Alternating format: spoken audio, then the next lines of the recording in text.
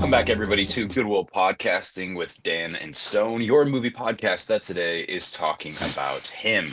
The new psychological sports horror film is finally out in theaters, produced by Jordan Peele, directed by Justin Tipping, starring Marlon Wayans, Tariq Withers, and we are here to talk about it today with a guy who can break down literally any movie and find any Easter egg involved with it. And I believe he's already put out videos about it, so go check him out if not. But it is our dear friend on today, Fabian, aka Cinespotty, aka Mr. Miami, aka a really good friend. And I'm excited to have you on, man. Thank you for joining us bright and early this morning on Eastern Standard Time. Yeah, always happy to be here, man. Well, always tired and happy to be here. Very happy Uh, to talk this film, not Jordan Peele's film. no, ooh, that backfired, didn't it, boys? Uh, what do we This, think, Dan? I feel like we can talk about that really quick. I think one of the things I was thinking about, because I kind of was talking about it, like I don't know if he did or not. I kind of wish Jordan Peele came out at some point and was like, "Hey, everyone, we were told the studio like maybe take my name a little bit out of this. Like it's just slapped on every piece of promotional material. It was kind of leading a lot of the conversation. Like, not that that should be on him, but I feel like I don't know. I don't know if he did do that, but it just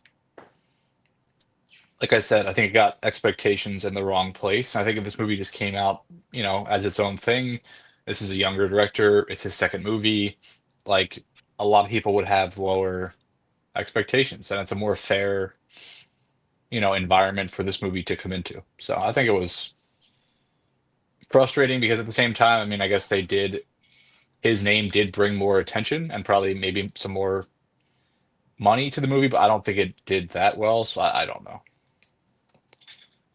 Yeah, definitely.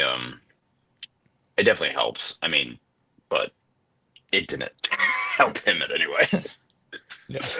I kept on forgetting what movies that he had produced. I don't know why I was just like it's this and Candyman, but the rest other movies that he has produced is this and Candyman. But then also he produced Black Klansman, which I forgot about that, which is Yeah, crazy because that was right after Get Out, because Get Out was in 2017, Black Klansman was in 2018, and then Monkey Man, which I should have known that, but then also that Wendell and Wild movie. So his projects that he chooses to produce are very interesting and very diverse, obviously, which he very much cares about, which is really cool. But this is, I think, the first one out of all of them that's like, oh, I guess we'll get into it a little bit. Big old miss. yeah. I think he was. I think this was the first movie that I know of that he actually was there from the beginning. Because I saw like an interview where apparently he got the script. He went over it, with Monkey Paw and everything, and then he reached out to Justin Tipping because he saw kicks and everything like that. So that's why he wanted to bring him on there. And then after that, obviously Justin Tipping gave his own, added his own writing in there. They did their improv during the movie, like a whole bunch of wild stuff. But yeah, that was kind of the process. So like for me, I kind of see why Jordan Peele is on. I feel like he was honestly in on it. I feel like he knows. Well, not that he knows, but he allowed them to put his name on the posters because he knows that no one really knows Justin Tipping, Marlon Wayans, and Tyreek Withers. Like in the horror space, I don't know if many people are gonna buy them. Like in the even though the trailer looked great, how many people are really gonna show up? Especially when we're in a time where a lot of filmmakers are struggling, a lot of studios are struggling, especially indie and stuff. So original film, original structure, original story. So Jordan Peele, putting himself on there, obviously people are gonna go. So I get it. I don't think, is it a bit misleading? Yeah. Do I think it was like with weird intentions, like bad intentions, like him trying to just say, "Oh, I just want the money"? No, I don't think at all. Like he speaks highly of Justin Tipping when you hear him talk about him. He speaks highly of the film, of the people that worked on it and everything. So just one of Yeah, those that I you don't got to think there's take. any way that Jordan was like, "Oh, this is subpar, but I'm still gonna go." Like, I think he was probably fully behind it. I just think it's a double-edged sword with the audience because like Yeah, people perceive, Peele at a certain level. So I think when they see his name, they just have this assumption. But Yeah, this has been in process for a long time. It popped up in like 2022. It was on the blacklist, which is like the best unproduced screenplays that are bouncing around. So like people were excited about it and they bought it from Universal. Um, but yeah, I think it's interesting, and I think there were a lot of good ideas here, so I can understand the excitement about getting it rolling. Fabian, when you were talking about independent films, speaking of which, reminded me, do you guys want to hear? Oh, the reason why for our audience, our very faithful listeners that are tuning in, you might hear that I sound very different than I usually do on the podcast. I'm currently, and my background is a little bit different. Started I'm smoking currently, cigs. yes, A chain smoker now. six already this morning, and that's impressive, even more than these guys because I'm on Central Time. So, yeah, I'm currently at Fantastic Fest, and it is a time, and there's a lot of horror movies here. That's not my area of expertise. I would say the genre. It's not my favorite genre. It's not. I don't really have a favorite genre, but I'm saying I'm not a horror guy. But I'm excited. I'm excited to watch all these movies, and I watched the world premiere last night. Before we get into him, unless you guys want to get into it earlier, but the the world premiere of the Black Phone last night, which is probably the biggest movie of this entire festival, and that was something. I was saying, Dan, as being a big fan of Chapter One, he was asking me about The Strangers Chapter Two. Um, I it's pathetic. They had a an open bar 2 hours before the film, and they were really, I think, hoping that that helped sway people's opinions. And even Wait, wait, though wait, I, wait, wait. Like, oh, like they had a 45-minute open bar 2 hours before, or they had 2 hours of open bar? where did I say 45 minutes? Did I say No, 45 minutes? I'm Oh, at, you said 2 hours before, my so I'm bad. asking, was the entirety of that time the open bar, or was it like there was an open bar for an hour 2 hours before, and then an hour, and then My bad, my bad. So I'll be very specific. So the screening was at 5:30. Well, which every screening has started a little bit late, but the screening was supposed to be at 5:30. They had an open bar event from 2 to 4. Free drinks just for on two us. They hours? knew. They knew. Yes. That's crazy. Um, Oh my and God. it was very weird because I don't know if you guys are familiar with Cody Leach, but he's the only personal creator friend of mine now that I know that did this. But a while ago, they sent out emails to press, which I'm considered as press, and a lot of the people here who are my friends are considered press, to dress up as the strangers and walk around during that event. So Cody Leach, being a big horror guy, specific more basically just a horror guy. It's like, oh, this sounds, I guess, maybe kind of cool. And he was just in jeans and a t-shirt and a jacket, which is hot as fuck, and a bag on his head, walking around for 2 hours, just like trying to be behind people. And it was very funny. There's pictures of me and him just sitting next together at a booth. He's like, dude, this fucking sucks. He's like, I thought this was gonna be a lot cooler than it was. And it's very interesting because because you don't get paid for it and you don't like he didn't get anything out of it. Like he asked to be like on the red carpet to interview people and everything, but they waitlisted him. He never got to do that. So they're just like, yeah, but how about you work for us, buddy? That's one of those where you got to take the bag off about 15 minutes in and say it's been fun, but I told him to do that, but he's just like, that dedication. Like I give him props, but I'm like, I don't know how you're still doing this. Oh, I got a tattoo. Fabian, did I text you that? Oh my god. So this act, Like an actual tattoo. yeah, it's wait, hold on, shit. Oh wait, there it is. Bruh. A lot of us do that. Yeah, that was in the back of the bar, the event. And I was like, okay, cool, just a little smiley face tattoo. No, it fucking factors it in the movie, and now I'm really pissed at myself. I have a You're stuck. tattoo about one of the worst movies I've ever seen in my entire life. that's so crazy, bro. They got to put you Uh, on the crew, the list of the people at the end of the movie. yeah, yeah. Thanks Special to our thanks. thanks to our Soldier Soul. supporters. Yeah, it's just I wouldn't even call it a movie. That's how bad it is. I understand it's called Chapter One, Chapter Two, Chapter Three, or maybe a Chapter Three. It feels like a very long scene. There's no there's no movie structure to it. There's no zero movie structure to it. Wait, Um, hopefully, maybe really quickly, was Black Phone 2 good? the Black Phone 2 is interesting.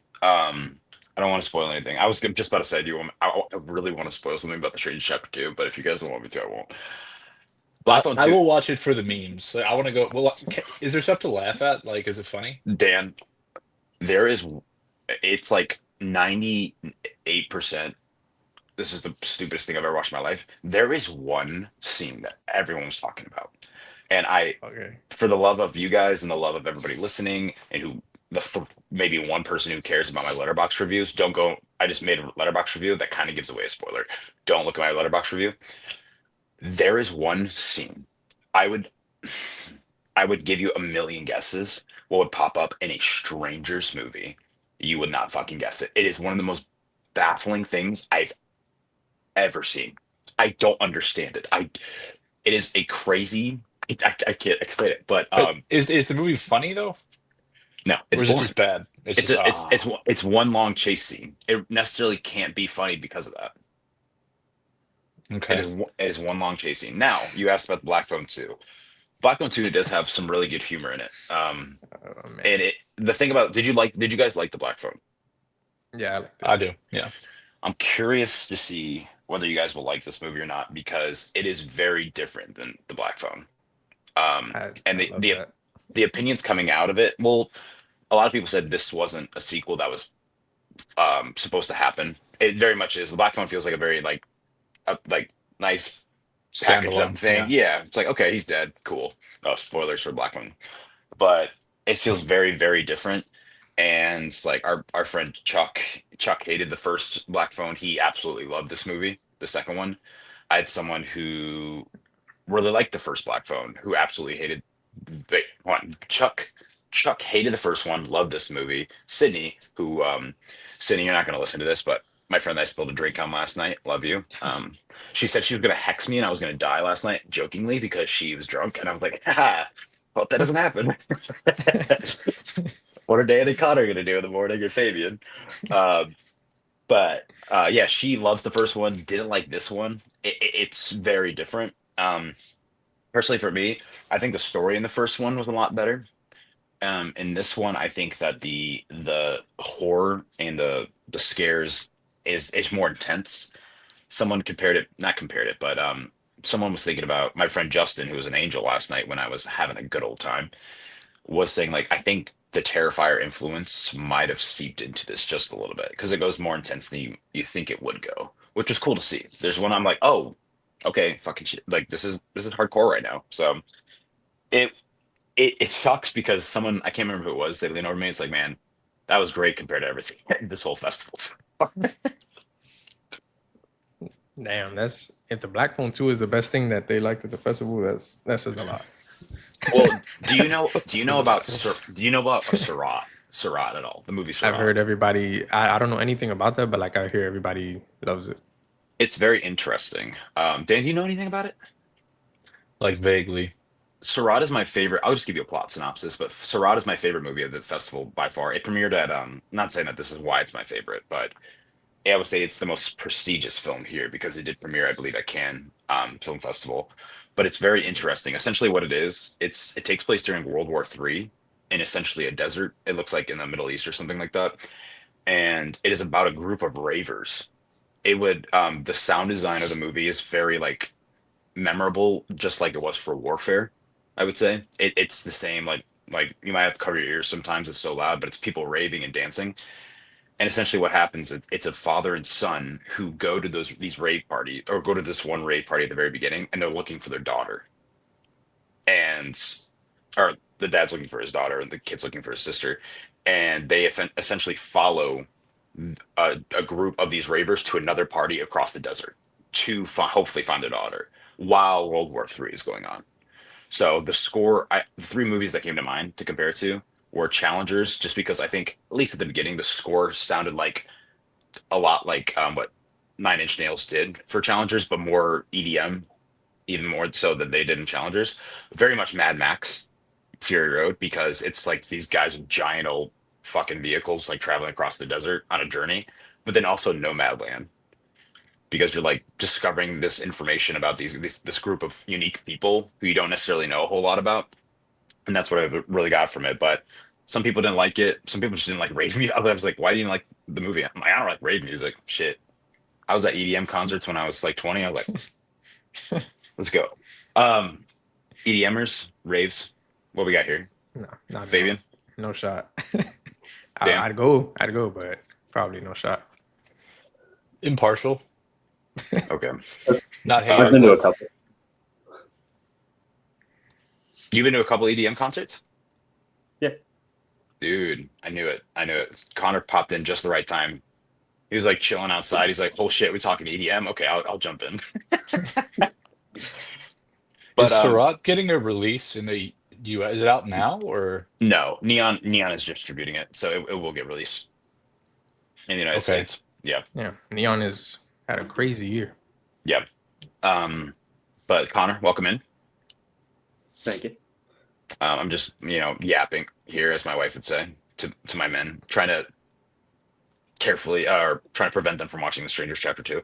But there's that one scene. It's Yeah, gosh, I told dude. Brock if I would have opened Letterbox and saw you guys, not you guys, but like the audience rate that higher than him, I would have deleted my Letterbox.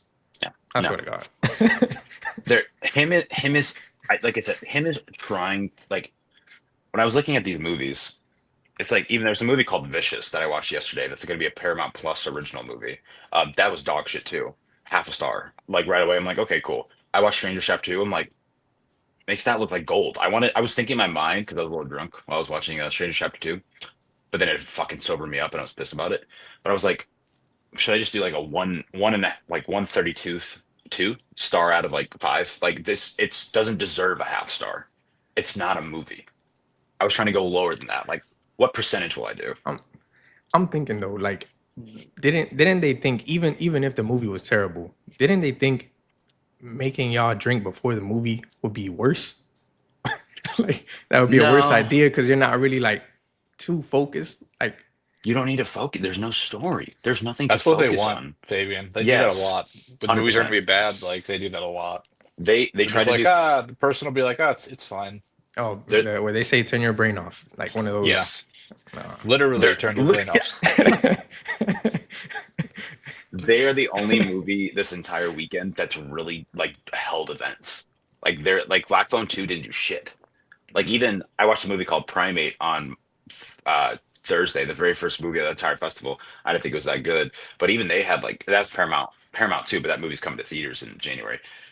They had like a little booth and stuff like for a big old like photo shoot and stuff like that. I think I sent that or put it on Yeah, my I saw. story or whatever. Um, Black Phone 2 didn't do shit. Like that's the biggest movie here. Didn't do anything. Strangers, Brock will tell you. Movie talk with Brock. If any fans are out there, he's sleeping right here. Like I'm looking at him. Whoa. Um, but yeah, they emailed us like three times. Like we're having this event. They had an event like 2 days ago and yesterday. They did an open bar crawl the day before the movie. So pretty wild. But the other movies, if you guys are curious, I thought Shelby Oaks was. I texted Dan. I actually thought Shelby Oaks was really good. Very Um, excited for that. yes, it feels definitely Vicious, the Paramount Plus original movie, which stars Dakota Fanning. Which okay, breaking news here on the podcast, guys. Real Takes knows what he's talking about. Sometimes it's just like I didn't think it was the case beforehand, but he says Stone. I think Dakota Fanning sucks as an actor. And I was like, nah, Dan. And Dan, he's like, whatever. She's not good in it. She can't lead a movie. She can act. She was a good kid actor, but So Yeah, I she's liked good at her in staring in Twilight. Push. I don't know if you guys ever saw Push. Oh, I forgot about that movie. Yeah, I really like I that think one. her sister's a good actor. But She's gonna be in this. What's she gonna be? Oh, Sentimental Value. Mhm. Which that'd be cool as hell because I have one secret screening that I'm gonna see before I leave, which is tonight. Well, yeah, my secret screening is tonight. So hopefully, dude, if that's Sentimental Value, just give me something. I would severely doubt that. But I know, Dan. I'm doubting it right now, but just try keep to your help me out here. expectations low, and then maybe be pleasantly surprised. I tried to bury my expectations in the dirt for Strangers Chapter 2. I wanted them to disappear, and unfortunately, I don't know. I don't know what happened there. That's just Yeah. hey. Anyways, Shelby Oaks is really cool. I got to meet Chris Stuckman and his wife last night, which was fucking crazy because I watched Shelby Oaks 2 days ago, and I got to talk to Chris before Shelby. Like he was there. He's been there the entire time. Like I got to talk to him the very first day. I got out of my very last movie really late at night, and he was just chilling in the bar. I was like, holy shit! Like that's the one guy that I watched growing up, and I was very I didn't idolize him, but I learned a lot from him how I look at movies and stuff like that. Anyways, said hi to him. He was such a cool guy. And here's the thing that really stuck out to me. I think you guys would appreciate. Sorry, I'm just yapping, y'all. Do you guys want to talk? No, go ahead, man. Finish your story. Okay, there's so much story though.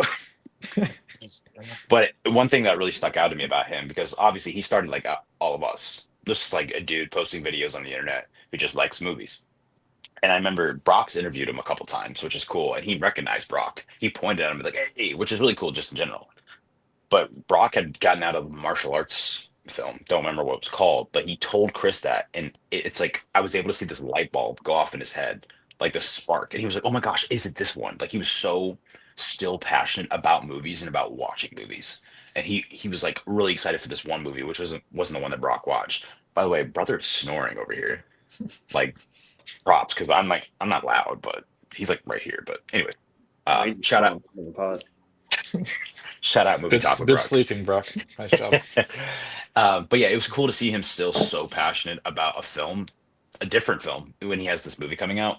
But yeah, I got to meet him and his wife last night, and it was cool because it was their anniversary.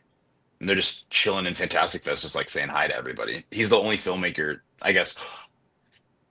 I was talking to this dude for 30 minutes yesterday, and he's like, "Oh, by the way, his name's Bryce. You can find him in a second." He's like, "Oh, by the way," I was like, "What do you do?" Right? I'm just talking to some guy. He's really cool. Like, "What do you do, man, Bryce?" Oh, he's like, "I'm a filmmaker." I'm like, "No shit." I was like, "That's so cool. Do you have a movie here?" He's like, "I'm producing a movie here. But no, I've made a movie called Night Swim." I was like, "You fucking directed Night Swim?" He's like, "Yeah, man." I was like, "What?" I could not believe that I was just. He's a really cool guy, really young. He's really young, but I was like, why are you talking to me, really? That's like, I'm cool that we're having a cool conversation. He got a tattoo. Oh God, I mean, they're all just he sold people. his soul as well. Yeah, it was really cool to hear the business from him though. Like it's so interesting being here. Like just like hearing like how people come, because he told me he knows that that movie got really poor reception, but he said there was a lot they wanted to do with it, but it was during the actors and writer strikes. And basically Universal said, "Fuck you," and was like, "We have nothing else coming out in January. You can't reshoot anything." Because he wanted to reshoot Damn. stuff and Ron wanted to change the script. He wanted to add extra scenes and really alter it, but Universal's like, "We got nothing else. Like you signed on with us. We're putting it out there." That's frustrating. And it was really interesting because watch me search up I search up Is Night it? Swim. It's like not even him. Isn't that the movie? They had like the flashbacks of baseball and stuff. Yeah. Mhm.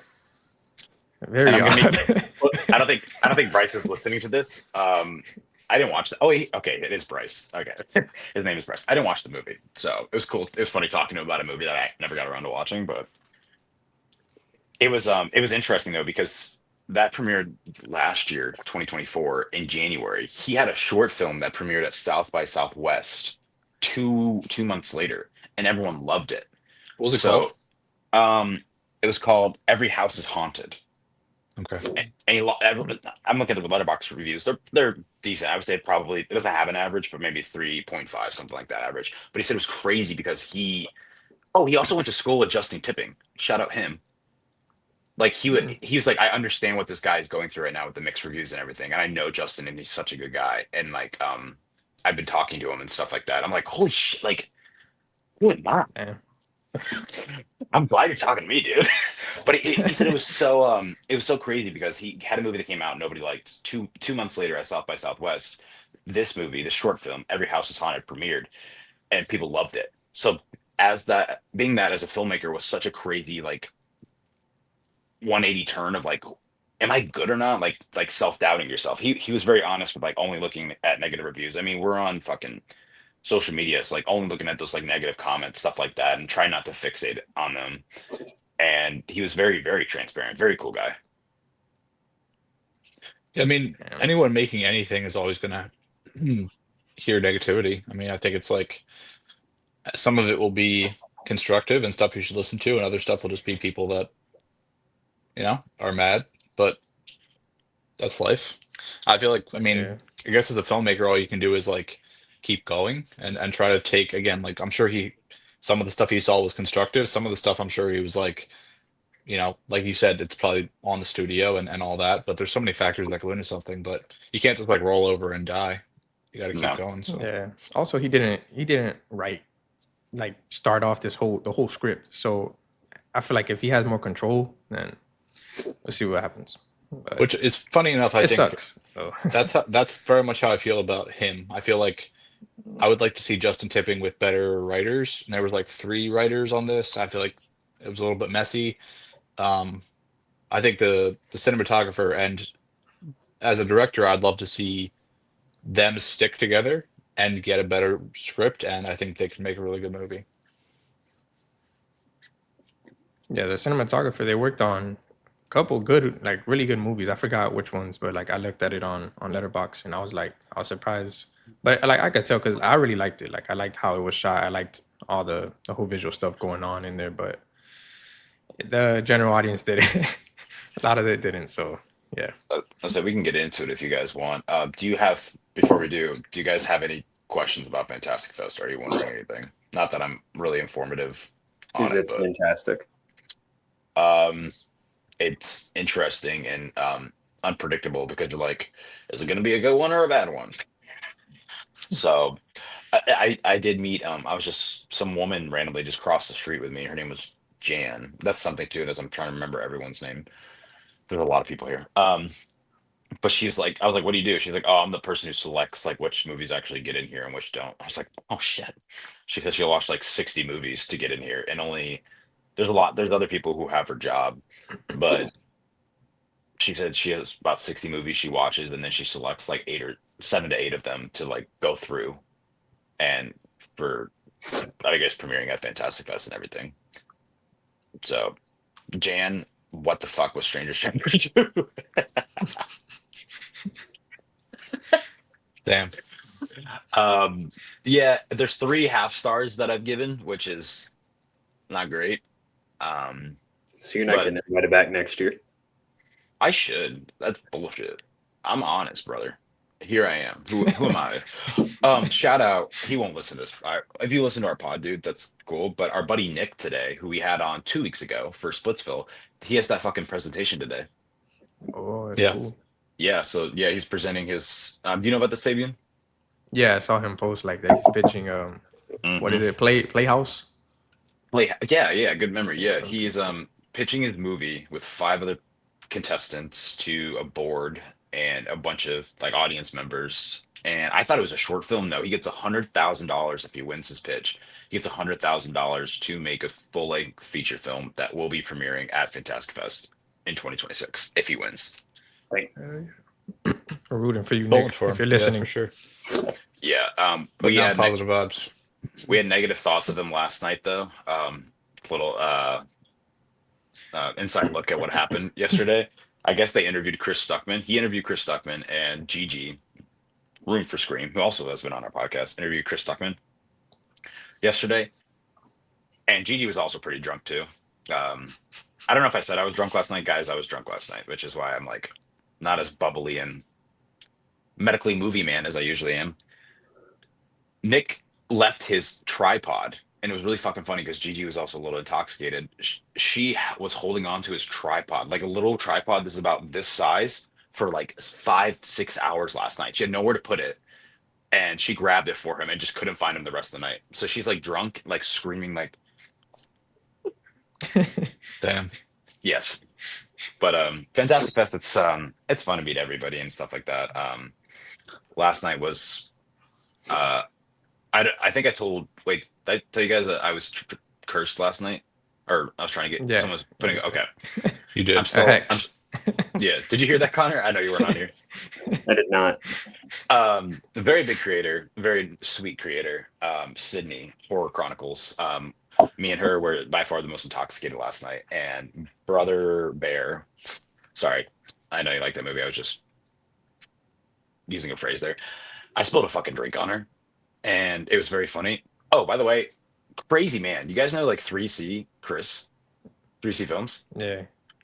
That man was not intoxicated, but for some reason he was just sitting next to. He was sitting next to. I was standing, but he was sitting next to me and Sydney the like entire night last night, just like talking to us, even though we're like drunk as fuck. Just like she was talking about like putting people in her fridge and stuff like that. I think she was joking. And Bro. 3C was just like, You gotta whoa. listen. He's like, that's crazy, dude. But she's like, it was funny because I spilled a drink on her. Anyways, Connor, she said that she was gonna hex me and I might die and stuff like that. She had the power of doing that, and I'm still here Hell yeah. today. So it's nice to know that was a joke. It's crazy that you guys It's been a got tough to month for people commute. getting hexed. Gotta watch out for Yes. that. I am here. But Fantastic Beasts is fun. You guys aren't missing really any good movies, really. But Black Phone 2, it's very sinister. If you like sinister, I there's hated that more. movie. Okay, well, I'm I'm trying Hated here, that guys. movie. I'm trying. The cinematography of Black Phone 2 very much resembles what Scott Derrickson was trying to do with Sinister a whole lot. Feels way more eerie. A lot of people were comparing it to Nightmare on Elm Street. Like I said, it's a very different movie than the first one. Oh And yeah, you can tell like in the trailers. mhm. But speaking of the trailers, do you guys want to talk about him? Speaking of him, I'm tired of me talking. So, Fabian, you like the movie, right? Yeah. Okay. Um, Connor, I don't know what you thought of it, and you did watch it last night? Yeah, I saw it at 10 Wow. o'clock with my mom. With your mother. Your mom. Okay. Same. That is I mean, we won't go over the plot. You saw it with your mom too? No, no, no, no. No, no. Yeah. Okay. God bless her. She's not here. Yeah. I won't go over the plot. Cult, football, Connor, what'd you think, man? I'm curious. It reminded me of Love Lies Bleeding, that I loved almost all of it, but like the last 15 minutes. Interesting. We'll say like 15, 10 minutes. Like, Okay. I That like is that interesting. comparison. I think maybe Fabian, since I think you enjoyed it the most. Do you want to kind of talk about like what really spoke to you about it, or what you enjoyed the most? Yeah, so mainly what I enjoyed the most immediately it had to do with the whole father thing. Right from the beginning you kind of get a sense that his dad is he's a little overly obsessed and not what he seems. Like he makes it always seem like, oh, I'm doing this, it's good for you. And as a father, like I can kind of relate to the situation where like once you have a kid, you're immediately like, he's gonna play this, he's gonna play baseball, he's gonna do this. Some things that like I dreamed of when I was younger, but as they grow, you kind of want them to branch out doing their own thing. But in this case, you see like he's just obsessed and like that's all he wants him to do. So as the film goes, it kind of it reminds. I like the way like it reminds you a lot. It really puts you into the situation of the brain injury, the CTE, because like you're always stuck in there. You're always hearing the reminders of how his family is like, oh, you're gonna do this. Oh, remember to do this. Remember to take care of yourself. So it's like you can tell he wants to get out of it, but he's so far gone. And I think that's what intrigued me the most. I felt like it was pretty eerie. There was a lot of moments that were like really terrifying. Like you see things just coming from the shadows. The way they handled like the actual goat sounds, things like that. I really loved the way they handled it visually. I love the acting. I thought Marlon was going insane. Really like what he was doing. I know there's a lot of freaky moments that he gives off that kind of jarring, kind of weird, but he gives that from the beginning. Like he lets you know what he is. I already like the kind of the history they add in there about football. He gives a little tease as to like where this comes from and why they're being treated this way, and why the owners don't care about them and things like that. So it's never a feel bad for me story. It's more so it's always a what are you gonna do to be the biggest thing, or if you want to get out of here then get out. Like it's never really like a feel for me type of thing.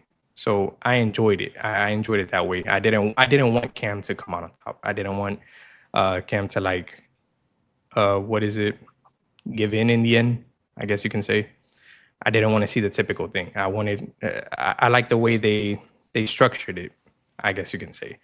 Really enjoyed Julia Fox's segment, even though it was kind of insane too. But she really did what she was supposed to do. I feel like, um, yeah, well, music score very fun.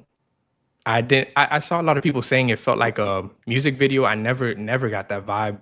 Besides the little combine session they had, never really felt like that to me. More so because I'm really into psychological films. Really enjoy the way like they take you through the mind.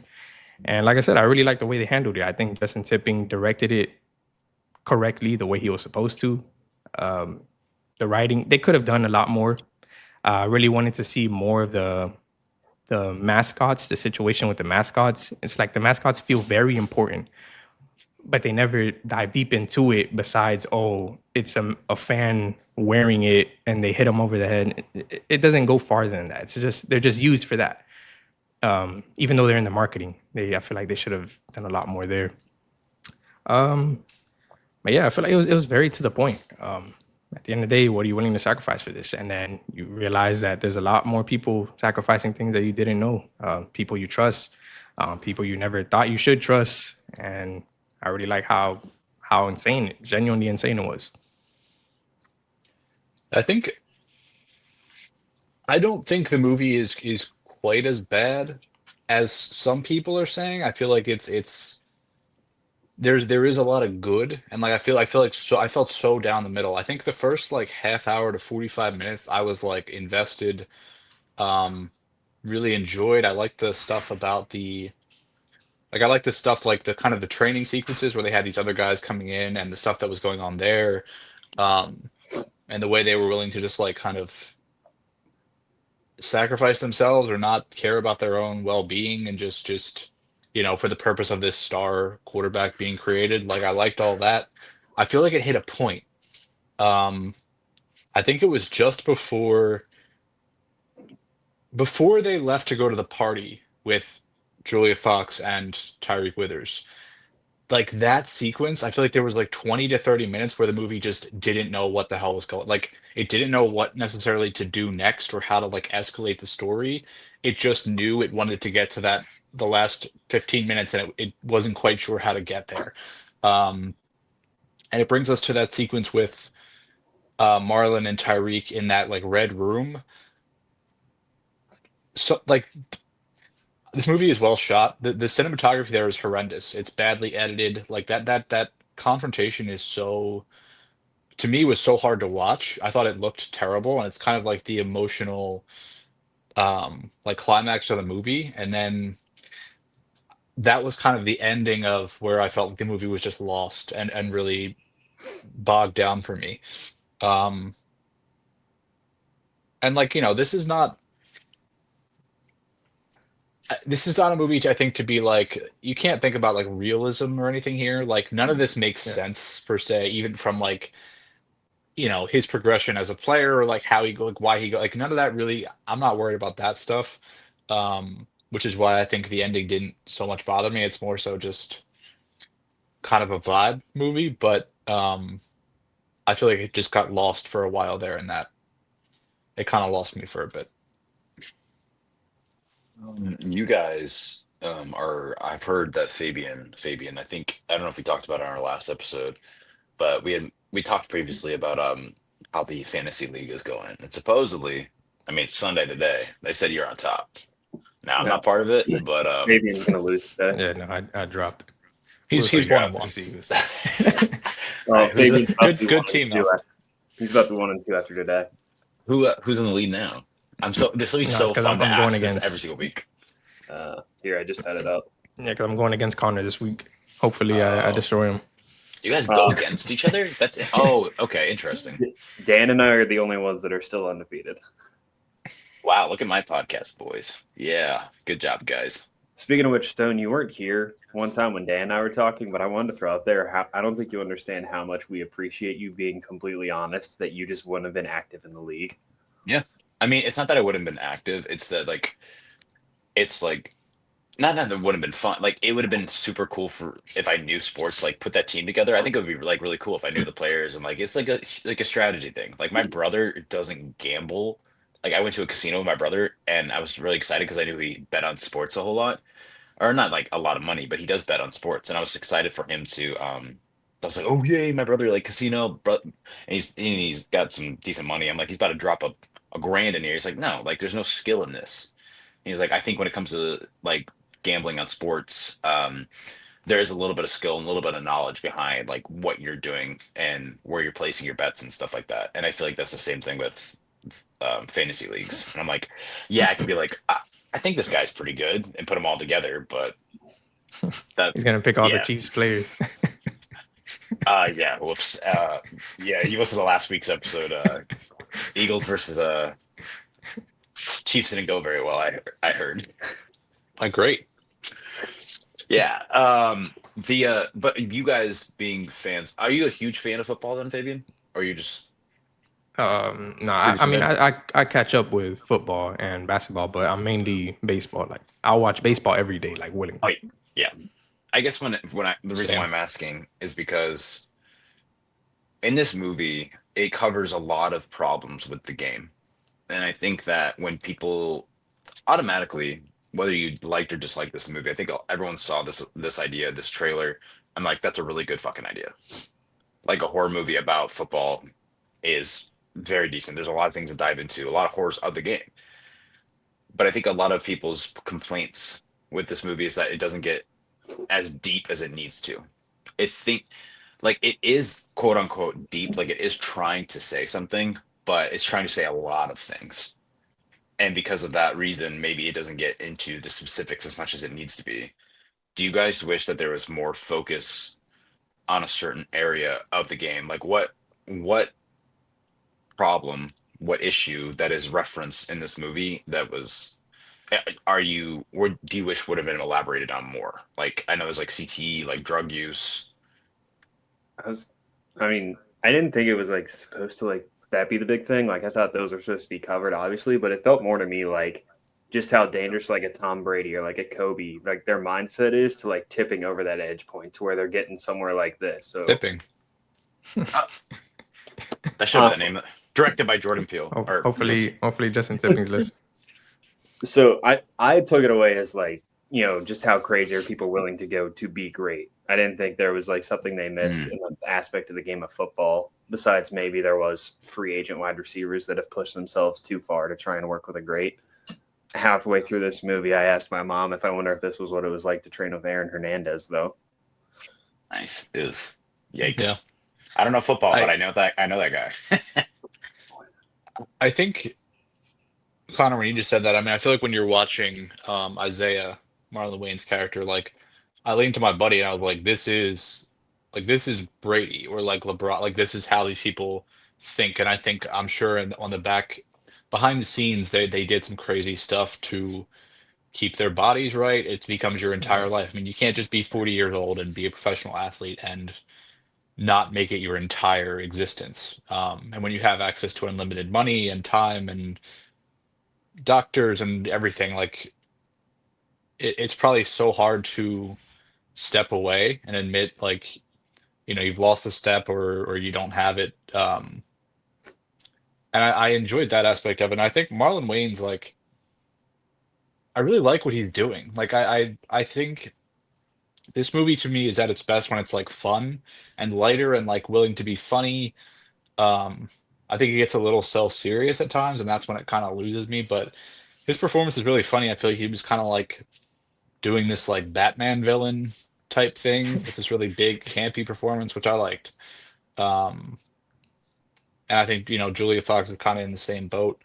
I think sometimes I like Tyreek Withers. Sometimes I wanted someone who was willing to like emote a little more. Like I feel like the movie gets very big and very kind of like energetic and chaotic, and I don't feel like he was quite matching that. And I feel like they wanted to keep him very grounded and centered, and he's kind of this guy that like is trying to keep his soul. And I think maybe, you know, he's a person of like faith. He wears a cross. Like I kind of wish they brought religion into it a little bit more. I feel like they again deal with like these very general statements around, like faith and like the devil or whatever the hell's going on there, and like they don't really get into it. Um, but I wanted to see more of that, and I feel like you could have seen like him kind of, and not to make it like a religious movie, but he could have like leaned on his faith to like get through this stuff. But he also kind of like does cave and like hurt people, and like he attacks that woman in the salt. Like he does do some stuff that's, and then he shoots, I guess, the woman afterwards. Like he's not Yeah. quite like pure. So like Yeah. I'm like, what exactly are we doing with this character? So like I kind of wanted to see him get more like get bigger with the performance and maybe more evil, or like stay grounded and good and Do you not. think do you think he was like that though because he was dealing with a concussion the entire time? Yeah, and I think that it's always kind of lingering in the background and it's never resolved, and he kind of keeps telling everyone he's fine and pushing through it. Um, I think that attitude was passed down from his dad. I mean, he sees Isaiah break his leg in the first scene, and then his dad says that's a man, like that's this and that. So um, I get that, and I think it's to me. I said this doesn't feel like a movie that was written by people that like football, and I'm not saying that as a shade as a dig, but I feel like it's a movie that's criticizing so many aspects of like the mentality and the game, and we talked about Any Given Sunday, which is a movie that does the same thing at a much deeper level, but it does still feel like there is some love and appreciation for like the positives. This feels like a movie that's just like very critical of every aspect of the game, and I'm not saying that's a bad thing either. But I don't know. I Agree. feel like it was kind of in between on what it wanted to do. I agree with like full spoilers here for everyone too. But I agree with like the religion talk. Do you guys think that this should have even had a supernatural angle to it? Does it have to have that? Like, do we have to have a Yeah. dude who's like, I don't know what the fuck is the pentagram or whatever at the very end of the movie, like getting pulled Seems like that. this way and that way, getting exploded? I'm like, I don't need that. Like, you can even make it like a cult. Like the thing is, you don't have to make it cult-y. Like, you don't have to have like someone exploding and like some rituals or anything like that. Just that the sport itself sometimes is like that. So you don't necessarily need all that extra fluff to this movie. Make it more real. I know it is a movie. You're supposed to have fun with it, but I don't know. A lot of people I think are tired of cults. A lot of people knew where this movie was going, and it's just like I thought it was going to be something different than that. Something like I totally agree though, Dan, with the ending and everything. I don't understand this. Like Connor, you said, is it perhaps what was happening with Cade or Tyreek Withers' character? Is it because he had a concussion? That is something interesting to think about the entire movie. But it's kind of like The Long Walked In. It's like I was like hoping either for like a hopeful ending or a super dark ending when it came to America in that movie. Like you can't have the main character of this movie kill someone and then like he gets redemption at the end. It's even if he's dealing with a concussion, I think that's very contradictory of like I don't like this. We watched him kill somebody. So how are we supposed to connect with him or feel for him at the very end of the movie? I guess because it was a crazed fan that tried to spit on him and then also kill him. Yeah, Yeah, it was always like defense in a way. And I don't know. I kind of like the way like the religion was tackled because I feel like they could have done a little bit more with it, but all throughout the movie they're like showing you it more. Where these are the kind of people that will say it's a lot more style over substance. Um, but throughout the movie they're showing you that cross dangling off his neck like so many times, just like reminding you that this is who he is.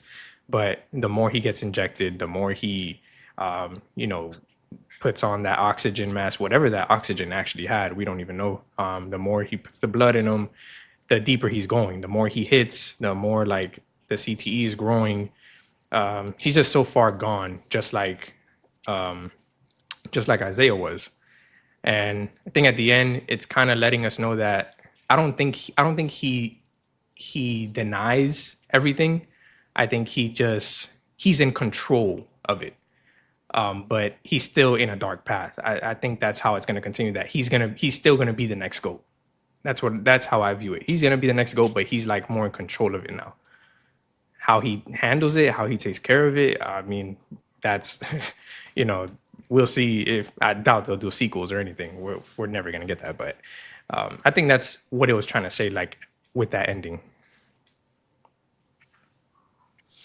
The most fascinating part about this movie for me is that, like, when I came to the whole, I don't know if I was a huge fan of the supernatural element of it.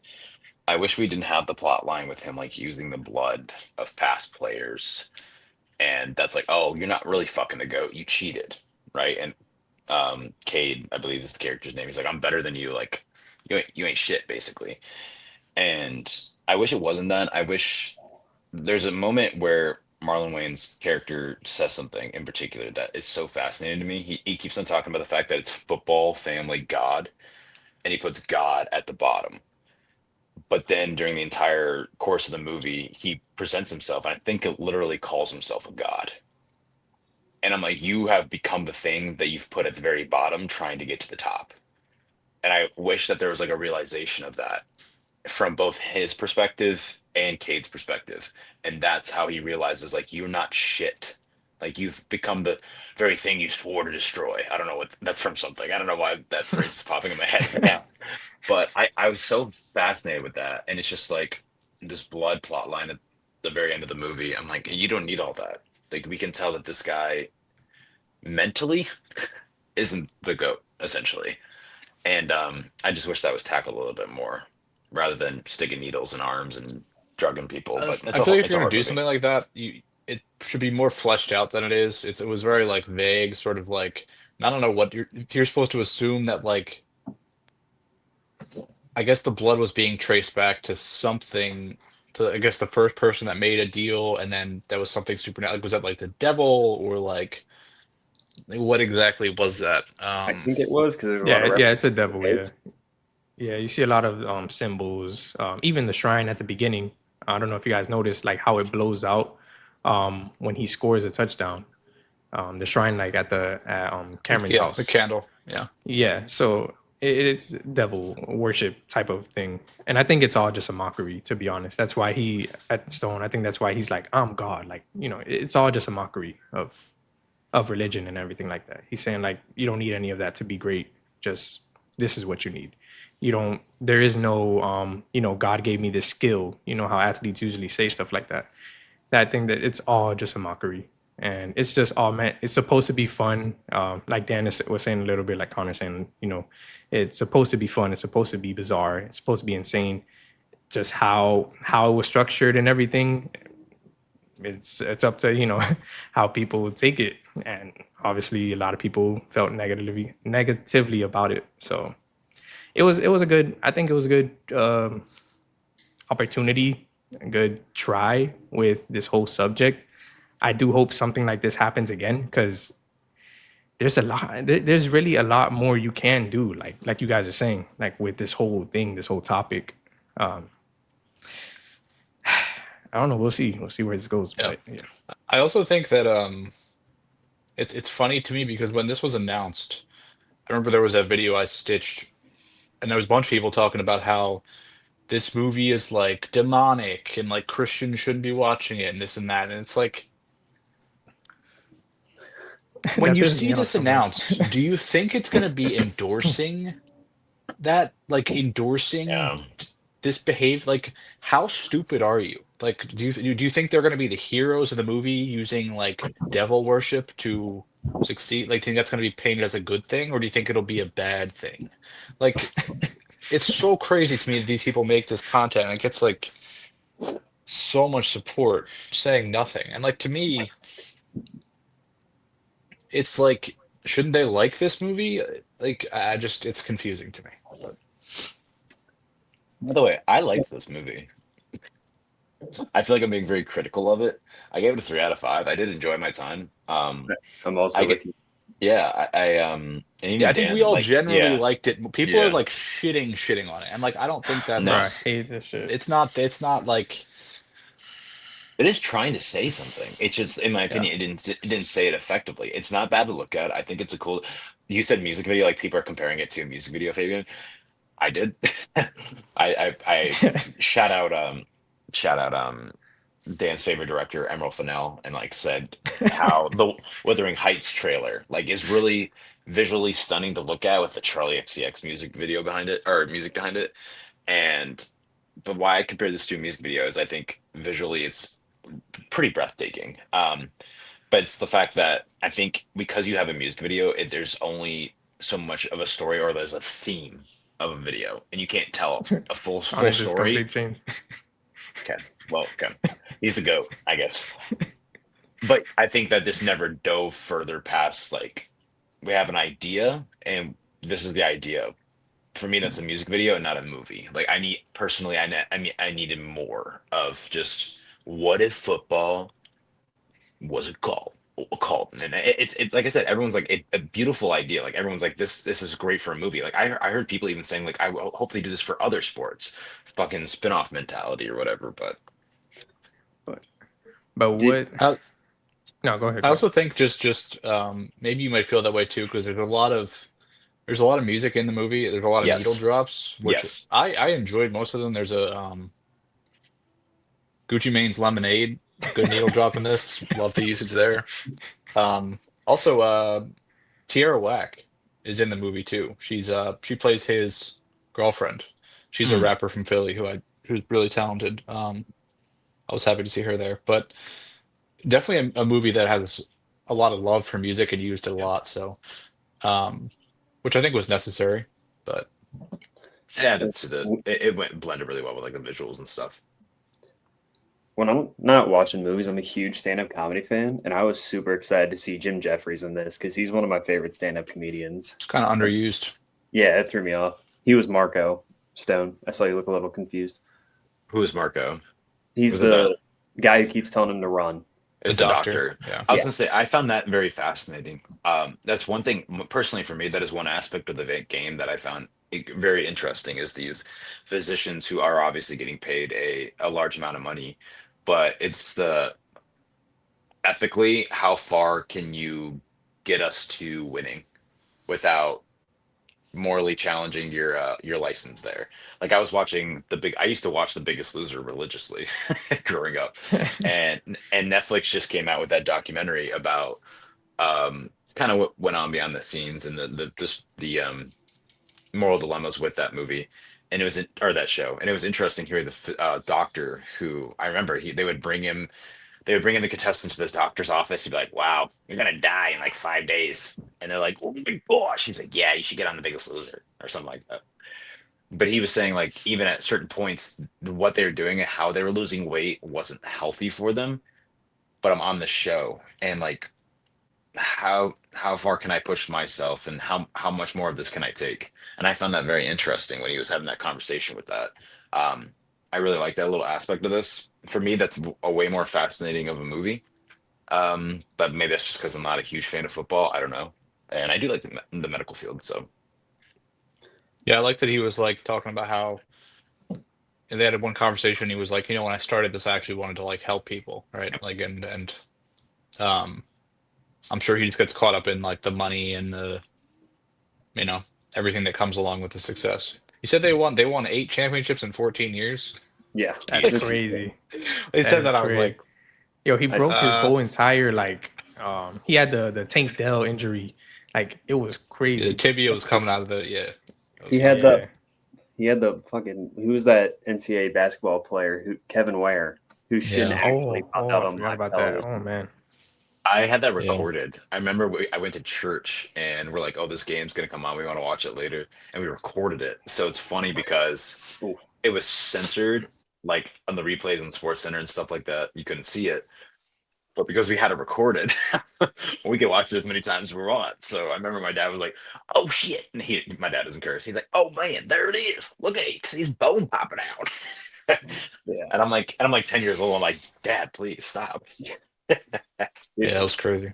it's funny that we're talking about this right now because my mom literally just texted me. Her thoughts Oh, on the movie is the fact that she liked all of it besides the end, like me, and said she wishes that instead of like the whole cult ending type thing, she wishes it was more like hallucination and they just dove more into like the CTE and concussion side of the game. mm, A lot of people say I agree. I think I agree with that. I next think it week was guest. Yeah, I think it Kind of was a bummed. large focal point, but people also said like an interesting path that would have let them do anything was like when he got hit with the hammer, he died, and like he this is like hell for him, and maybe Mm. hell could have been this experience of um trying to reach greatness and not being able to reach it, or just seeing the reality of what makes the game go that he like loved so much growing up, and like that could have been cool, and that gives you free reign to do whatever you want, visually and all that. But I also just like in movies like that, I hate when people get you getting snuck up on by a mascot in a huge ass goat costume. Like, what are you I was doing? like, oh shit. There's nobody else there. Like, Well, I don't know. and how did the football keep spinning too? That's what I want to know. It was magic, bro. The devil, yeah, something like Yeah, that. the devil. Yeah, I that don't know. was set up by them. So like you hear him say that, but this man had he already. What's crazy is like he doesn't need the skill because this man was hitting the poles like each side of the poles with ease before he even met Isaiah and everything. So like he was gifted for real. Like at that Yeah, point, but because that that was that that actually real. conversation, like that goes back throughout history. I mean, like you look at someone like Barry Bonds. Like Barry Bonds was a Hall of Famer without steroids, right? Like Barry Yeah, Bonds was stealing bases. He had speed. He still had power. But then in his mind, it's, oh well, I can have more power. Like, Yeah, and he just well, I think A that becomes also Rod, not Alex human. Rodriguez as well. You always want more. Like, fucking Rod. Uh, Whoa, whoa, whoa, whoa, whoa, whoa, whoa. agreed. We gotta go easy on my favorite player. I, I mean, Remember when he slapped the ball out of the first baseman's glove? Yeah, he's insane, This is man. this uh, wasn't he dating someone very famous for a while?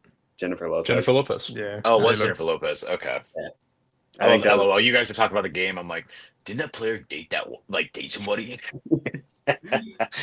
Uh, what, so one of the things I wanted to talk to you guys about was when he was doing the drill, where I don't know what the actual machine is called, but where the white guy was standing in front of the machine and getting hit every time he either messed Yeah. up a pass or someone dropped it. Do you think those receivers were dropping some of those on purpose? Because he Yes. was hitting them right in the chest. They 100% were. I think Okay. it was like fun, like it was a game, and like they wanted to see how much he would allow that guy to go through for him. I guess I don't know. Him. Oh. Yeah, they're literally laughing over this guy that's like completely rocked on the ground with with the whole injury and stuff. So yeah, at that point, that's when like he gave in. He was gone. But you could tell like he always wanted to like um keep let like keep away from the whole thing, the whole situation going on. So I don't know. I really like the way they made it feel like he was trying to stay away from that, but the head injury and the medications and all that stuff, like just bringing him back in. Really, just hope. I don't know. I hope to see Tyreek Withers do something more. I feel like he could have done a lot more though in this movie. Yeah. Yeah, The it's script didn't very give it. reserved, The script and that he did, like the Daniel talking about it, like he didn't match Wayne's. He didn't match him. Like they gave Marlon way more to do, and I wish. And it is poorly edited. The climactic moment between them in that red room. I'm just like, I liked it. the shaky Like cam. it too. Ugh. The gun Um, in the mouth. I don't know. I'm I mean, I don't I want was to keep cracking up. defending his performance, but I think one, it had to do with the concussion, and two, it'd be this young. I will say he's 21 in this meeting, like the greatest person to ever play the sport he has played his entire life. So he's probably nervous the entire time. I think it's a good performance.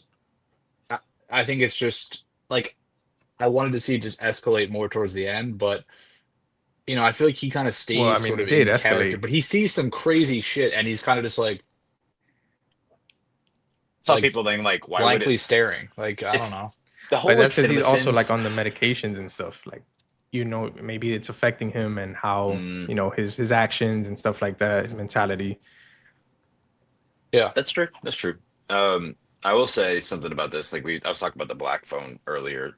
Like one thing, there's like certain. I don't know if you guys are like this, but there's certain things about movies that stick out to me more than others. Like I'm a very like obviously product placement's one, but like ADR, like I think of things like is that ADR? Like automatically my brain goes to that.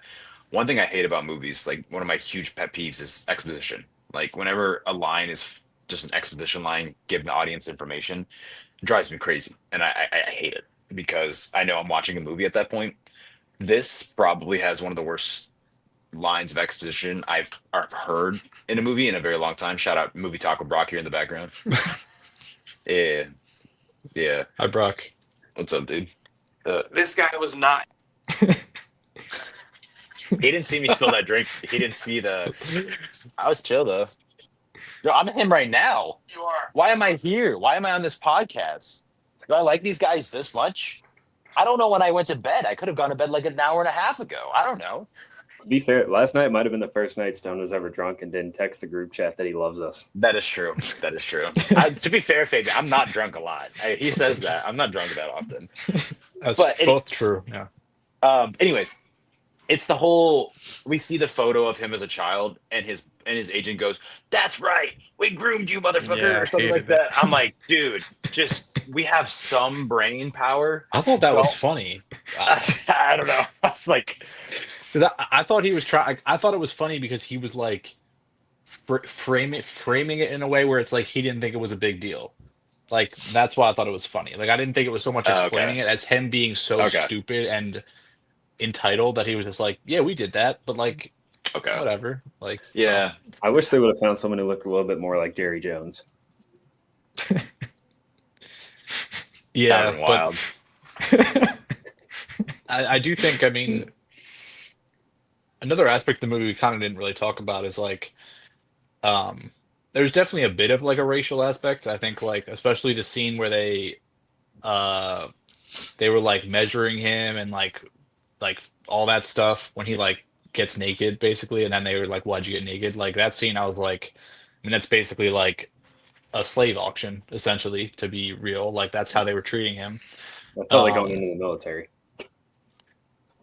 yeah, that too, but I think when you're talking about someone whose body is going to be used for profit essentially. um and I think like what they're going to get out of it is nowhere near, even though it's a lot, is nowhere near the profit of the people at the top. And then obviously the scene at the end, like just I think that aspect was definitely there, but not again, not super heavily delved into. Um, also Yeah. I think with Marlon Wayne's like being with Julia Fox, like I think there was kind of and her she was also like in like whiteface almost. Like I felt like that was kind of really amplified. Which I understood. But Yeah, even though yeah. Marlon is essentially like the villain of this movie, I don't think it's an accident how the actual villains of the movie are realized, and it's like five white dudes and one white woman, and the only black man who was, or a black man who was your old villain of the movie is now dead. So it's just like, yeah, fuck that guy. We don't really care about him. It's you now, Tiger Brothers. Which, Yeah, and it's kind of this like system that took Marlon Wayans in and like made him into this thing that he is, but the system is all like a bunch of white people, like agents and owners and the people that are actually like making the decisions behind. And he still gets to like, have the experience, but he has to do all this crazy stuff to himself to like just make it through. Um, and again, I think like a lot of this stuff, like a lot of the stuff was talked about in Any Given Sunday too. Like I was talking about, I think it's we talked about that on the podcast before, but I really like that movie. I think it's very good. yeah, I don't Yeah. think this movie deserves the hate that it's getting, honestly. I'm shocked that the Rotten Tomatoes score is as low. I know we're all like Rotten Tomatoes is bullshit, but still, people look at that. I can't believe it's as low as it is. I'm super excited. I'm predicting right now. I'm looking it up. I think The Stranger Chapter 2 will have a 0% on Rotten Tomatoes. I'm telling you right now. I want to put $5 on that right now. 0%. Shit. I do think what we're seeing with this movie, and again, I think it has a lot of flaws. Like it reminds me a little bit of what happened to Woman in the Yard. Like that movie was nowhere near as bad as everyone said. People trashed that movie, like teed off on it. And I'm just like, to me, that was a good movie. And people just destroyed it. And I feel like this is the kind of the same things happening here. And it's just like not, I don't think it's quite fair. Um, I don't Uh, know. I also I didn't even speak about this part, but one thing I really loved about it is the way that it's not saying it exactly, but it's kind of showing you how within that community, with usually predominantly like black communities, football seems like the only escape, especially when you can Mm, tell within the demographic, like football, you have dominantly black players always, and but owners are all just mostly white until recently. Now you're getting like some like black, not even black owners. I think there's black like stake owners. I don't think there's like one black owner. And then mm, now we're getting, coaches and work field workers, things like that. But within those communities, that's like their only escape. And I've seen that happen like from where I grew up, where a lot of them, they're like, out having to sell things and do things just to get by, just to be able to get their family by. They're not worrying about themselves anymore at that point. They're only like 16, 15 years old. We're in high school. But they're also playing football because they think that football is the only way to get out of the hood, essentially. So you're taking that, and like I feel like that's one of the biggest messages they're trying to like portray in this film, is that this isn't the only escape that you have. Even though they're trying to, make it fun and, add all this like demonic like stuff in there. But I think it's trying to open that eye a little bit, that like, there's a lot of other fields that you can do besides this. This isn't the only escape. You don't got to give up all your body and your whole recovery process and inject yourself with all these things. There's a lot of athletes that are injecting themselves with stuff that we will never know about. Yeah. I truly believe that. But yeah, like that's not the only thing you can do. That's not the only way you're going to be able to escape in life. So I think it's kind of like an eye opener, or like a love letter to those people within those communities. And I think the same thing happens in a lot of like Latin communities and Latin countries with baseball. And I think we were just Hmm. talking about steroid use. Like what you'll see a lot of times with Latin players coming up is guys that are incredible defenders and they don't quite have the offensive game or the power, so they'll guys will turn to steroids because they need to Hmm. get that extra bit of offensive game. And you see that with um, guys in a variety of Latin countries. And I think the idea behind it is always, I need to guys are thinking about their family, right? They're thinking about being able to send money back home. They're thinking about taking care of their loved ones. It's not like a Barry Bonds being, I just want to be the GOAT. It's someone Yeah. being like, I just need a little bit more to like, get that bit of my game. So I Yeah, feel I like mean, it's a similar thing there. yeah, in Cincinnati when Aroldis Chapman came up, that was like the big story is his mom was still stuck in Cuba and he was trying to get her out of there and move her to the States or just move her elsewhere. Yeah.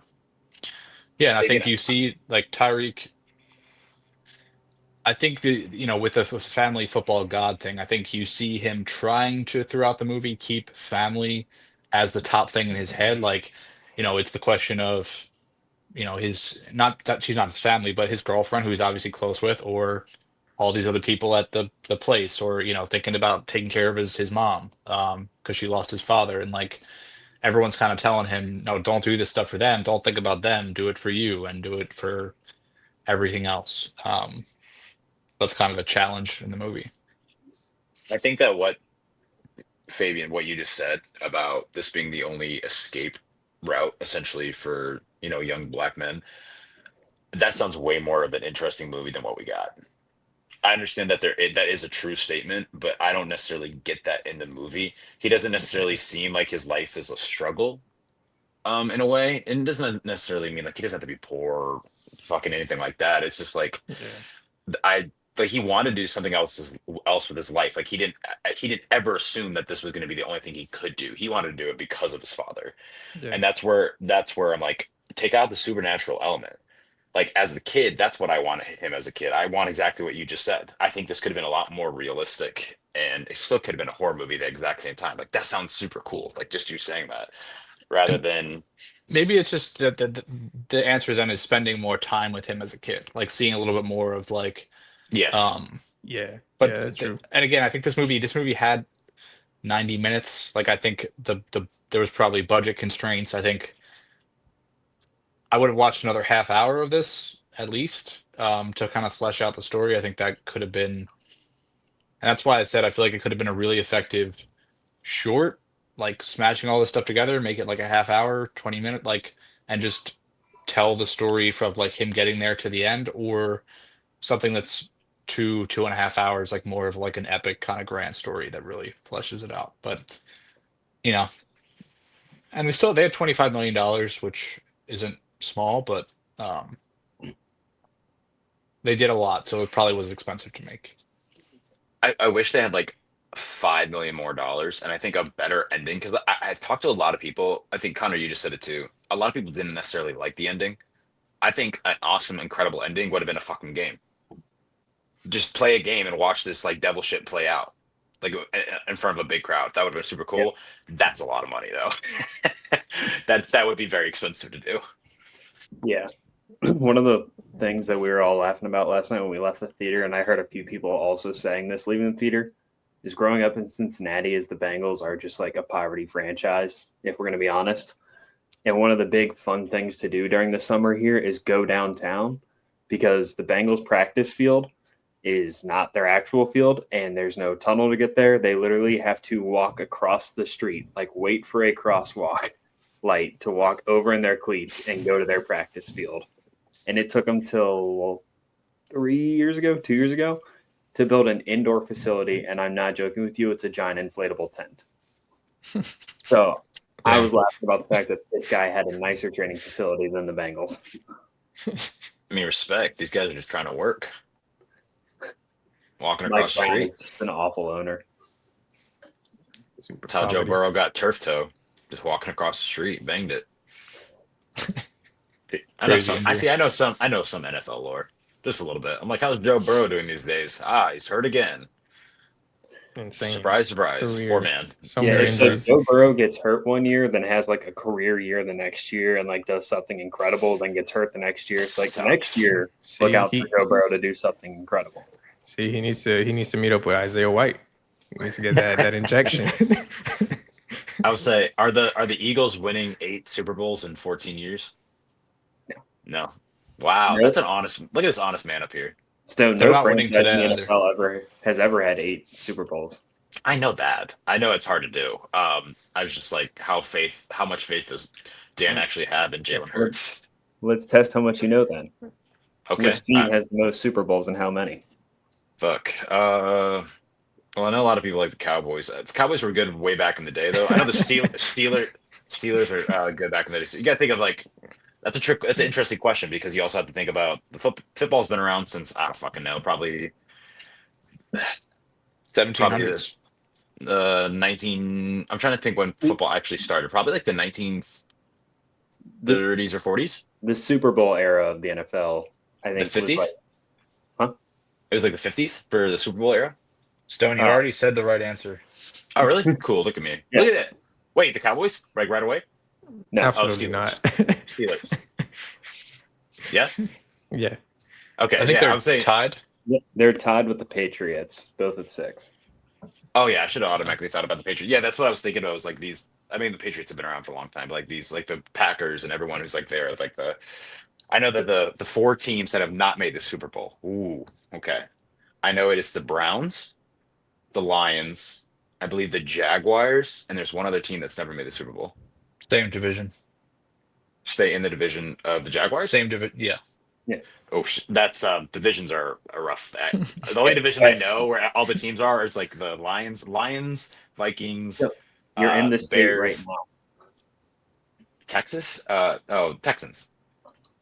Oh, shout Yeah. out the real for real. Yikes! I didn't know that last week. That's rough. No That's Super rough, Bowl buddy. this year either I mean- for them. The Texans have only been around since 03 or 02. So, See, that makes sense. David then. Carr. Oh, the Lions have been there for a while. That sucks for them. Jeez. yeah, the Lions are like one of the original. Well, see, they almost got it there last year. See, I'm dropping all this knowledge on you. I don't know if you know that or not. 2 years ago. Almost. They lost in the first round to the fucking Yeah. Commanders. He's My thinking bad. about 2 years ago when they made it to the championship game. Yeah, and my parents were on a cruise ship and they couldn't wait, and then it ruined their cruise. That was funny. Oh, not for them, but for me. And they lost to the Niners.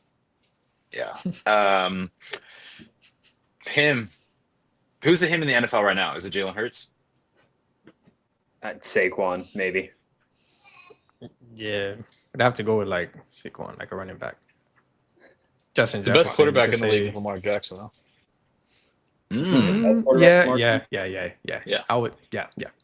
He should over have. I mean, over if Josh Mark Allen. Andrews has hands, Lamar Jackson might win a Super Bowl last year. Like they had the Bills beat. They were better than the Chiefs. Like they had no business losing that game. Lamar was playing well, but I was gonna say, Stone. I didn't know that you were making it for because when we talked about this in our meeting a couple weeks back, you said you were gonna miss because you were at Fantastic Fest. So I threw together a fun game. But Oh I'll let you. fuck, did you really? Yeah, I you don't said have a you want to game. start incorporating games, but Oh, go ahead, dude. Game it up, man. I don't know how much fun it would be for you though, because Oh, I mean, we can test it with your ball knowledge. sure. That'd be fun to like start me off with it. Let's see how sucky I am at it. This is awesome. Yeah, sorry I wasn't more planned, y'all, but I'm here. Where Brock left. Oh, what's the game? All right, so you have $15 to spend to build your perfect team. Oh shit. Okay. So This fucking fancy. the categories are quarterback, running back, receiver, tight end, and wild card round. should we write this down? My gosh. It's a lot You of don't numbers, have to. I Connor. can. I have it all written down. We're good. Okay. And I can try and keep everyone's answers ready. Oh, All are right. we like actual players in the league or No. So, I know where he's going with this. okay. so up first, so Stone, you have a budget of $15. Okay. Pick your team from here and try. We'll see if you're a big spender, if you're trying to be conservative. Okay. All right, so quarterback, $5, Lamar, $4, Herbert, $3. I'm sorry, $5 Lamar, $4 Mahomes, $3 Herbert, $2 Purdy, $1 Tua. Well, two is probably hurt. See, I know some ball knowledge. I was gonna say like give me Mr. Incredible for $5 or something like that. Like I was thinking of a movie character that'd be a good quarterback. So five is Lamar, four is Mahomes, three is Herbert. Who was two? Brock Purdy. Purdy. And Brock Purdy ain't shit. No offense, dude. I'll take Lamar. 30 Purdy. Big spend. I'll, Thank you, Fabian. I'll do Herbert. I'll do Herbert because Herbert's still pretty. Herbert's I'm still going pretty Herbert young. too. I'm going All Herbert right. too. I didn't think Dan was going to spend $5 right off the rip. Damn. All right, running back. For $5, you get Saquon, $4 James Cook, $3 Josh Jacobs, $2 Kenneth Walker, $1 James Conner. This is where Stone leaves the game. Kenneth Walker. Taking, that's 3 and 4. I'm taking James Cook. So that's seven. Yeah, 7. I'm taking my bye week at that moment. I only know who one of those fucking guys are. So Well, how much do you Saquon. want to spend, Stone? You've already spent 3. You have 15 in total for 5 rounds. I give the rest of my money to you, and then you can get an even better team. You know what? Flip it. You'll take the value pick at James Conner. Sure. I don't even know who that is. Cardinals running back. He's old, but he'll get you touchdowns. Cardinals, I was surprised they're like 2-0 right now. Like good for them. They usually suck ass. They haven't really played anyone good. Well, Kyler you don't. sucks, but they're okay. How I feel about the Colts right now. We're getting lucky so far. Colts are Long good. season ago. We're getting lucky. Are you from you're not from Indianapolis, right? Well, I mean, as a fan, we say we, but I do nothing for the team. But Wait, you like the Colts though? That's cool. yeah, my favorite team. Yeah. Oh shit, cool. Next time I'll They're throw a likable team. All right. So next up is receiver. For $5, you get Jamar Chase. $4 Puka Nakua. $3 Garrett Wilson. $2 Debo Samuel. $1 George Pickens. Puka, give me Puka. Ooh, George Easily. Pickens would be a steal. That's a steal. Yeah, I might go with George Pickens too. Nah, because I already have Herbert. So the fact that I'm keeping Puka and Herbert together, I think is a good strategy. You Wait, actually have some I camaraderie have there. 7, They play for the 8, same 9, team, 10, right? 11. No, they don't fucking don't, they? Because Puka plays for the Rams and then Herbert plays for the Chargers. Well, fuck. Yeah. I showed some not ball knowledge there, and then I corrected myself. Connor, how many categories are there? 5? There's 5. So we Yeah. have tight end and wild card round. What have I left. spent? Yeah, I'm So taking Dan, Pickens just in case. Dan, you have spent $8. Fabian has spent. Give me a second. $2, $6, $7. And Stone Okay. has spent. Yeah, I want Puka though. I like Stone Puka's has hair. spent $8. Okay. All right. Both Dan and Tight Stone end. have spent 8. Fabian has spent 7. Wait, now- I got Herbert, Cook, and Pickens. Okay, yeah. Dude, I thought of Puka's hair. That reminds me. You know who was fucking here the first day of Fantastic Fest? The guy who played Jasper in Twilight. The dude who fucking just stared all the time. He was like randomly here with his wife the first night of Fantastic Fest. I didn't get to meet him, but they just posted that they were here the day after, and everyone was like, "Holy shit!" And I was wearing a Twilight shirt that day. Oh, But I never Damn. found him though. But isn't that still like one of our best clips on TikTok? Is he the one talking that had about him being a the head cut Civil off? We War just veteran. we all shit on Twilight so much. That was Yeah, I I like the remember that. first one. Yeah, I like the first one, and Eclipse is good. I like Eclipse. So was Breaking Down Part 1, but whatever. No, that one's awful. Good All right, what's the tight ends? All right, tight end. $5 to get George Kittle, $4 Trey McBride, $3 Sam Laporta, $2 Dalton Kincaid, $1 Mike Gesicki. Kincaid. Wait, damn. You said $5 was who? Kittle, George Kittle, McBride, Laporta, Laporta. Kincaid, Gesicki. Give me Laporta. I'll take the guy at the bottom because his last name sounds like a beer. Well, yeah, I use 7. Nah, give me how much I use? $7. Yeah, so Fabian, you're going into the wild card round with $5 to spend. Oh, If I take, If you take Laporta, and then who's above him again? McBride, and Kittle. Man, let me get McBride. Okay. All right. The last guy's name is Dos Equis. What is his name? Gesicki. 1 second. You're drinking too much. Mike Gesicki. All right. Okay, that's what I thought of. Mike right away. Dos Equis. That's what I thought of. So Fabian, you're going in to the wild card with $4 to spend. Dan, you're going in with $5, and Stone, you're going in with $6. So you're going to have some extra money. So the wild card round and your options. For $5, you get the Chiefs refs from the 2024 season. Oh my god. For $4, you get I the win. Eagles. For $4, Yeah, you get automatically. the offensive line. For $3, you get Brandon Aubrey. For $2, you only play in dome stadiums, and for $1, Jerry Jones is your owner. Cool I'll game, take Connor. I'll take the refs. Yeah, give me the O line. Give me the O line. In the spirit of him, I'll take Jerry Jones. Willingly Stone's taking tanking. Jerry Jones is crazy. Love it. This is why I didn't sign up for fantasy. I'm like, give me Mr. Dos Equis. I like his last Got name. Jerry Jones and some Dos Equis to party. No, I don't even know what I drank That'd last be night. wild. I also don't remember texting you guys that I was drunk as a skunk. I can't remember if I even told you guys that, but I don't remember that You did. text. When you texted this morning, and you're like, I wonder if Stone's still drunk as a skunk. I'm like, how did you know that? And then had to go up, and I'm like, oh, I told you that I was.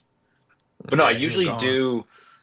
I don't think I made too much of an ass of myself. I don't think I was too far gone when I talked to Chris Stuckman. His That's wife good. was, his wife was like, this person was in the movie. Like this person, like I knew this person was a character, and that's like where it came from. And I was like, I don't remember who that is. That's really cool though. I didn't tell her that, but it was his anniversary. That I already told you it was his anniversary. But Fantastic Fest 2026 live, Goodwill Podcasting. Strangers Chapter 3. Gang gang. Is that your movie recommendation for this episode? It'll be the movie of the week next week. Yeah, I mean none of these movies are out. So what's coming I next think week? Strangers Chapter 2 comes out next week. Yeah. One battle after another, right? Yeah. Oh, bro, I think it's gonna make money. I'm not gonna lie.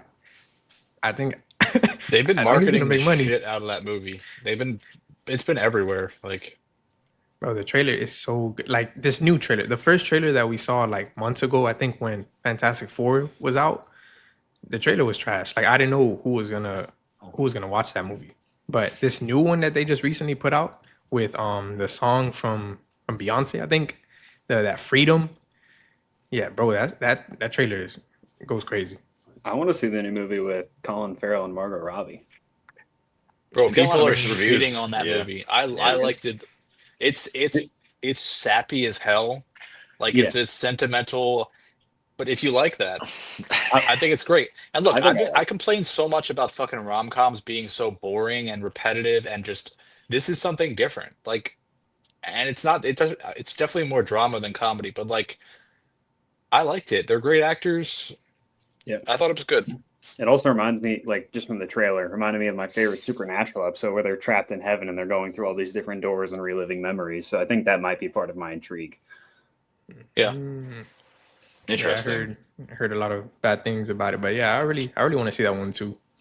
Yeah, I like it's cool that Dan liked it. I like that's the thing about being here at the festival, which is wild, is coming out of a movie and everyone having different opinions on it.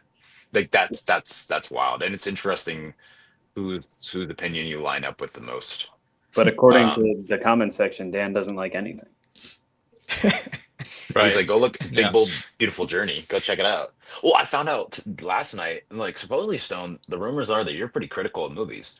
I was like, fuck all these people because I like Shelby Oaks more than them, and they interviewed Chris Stuckman, so I like the movie more than them, more than everyone else.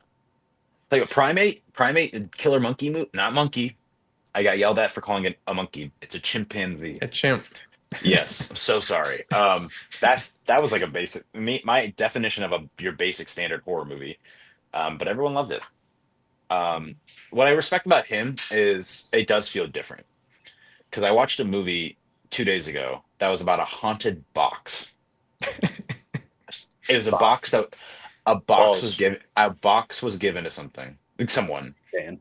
and then just shit Nothing. shit happened to them. And I'm like, what am I even told that to Chris Tuckman. I literally said, dude, I like your movie because it felt different. And I told him I watched a movie a couple days ago at the festival about a haunted box. And I'm like, wow, Shelby Oaks is amazing compared to this. It's so Thanks, funny that bro. I'm Isn't there already a movie out there called Teeth? teeth. Never mind. I Some mean, of the audience members will understand that joke. oh, I'm over like the haunted, like this objects haunted thing, which is very funny because I met the director of Night Swim yesterday and like became buddies with him. But I'm just saying it Oh, was I think the writer's strike. I think I get what Connor was going. Thanks, Oh, Fabian. I think I yeah. do you want to do recommendations to close this out? Like movie recommendations? Yeah, You I got one, got one. Connor? Yeah, all right. Yeah.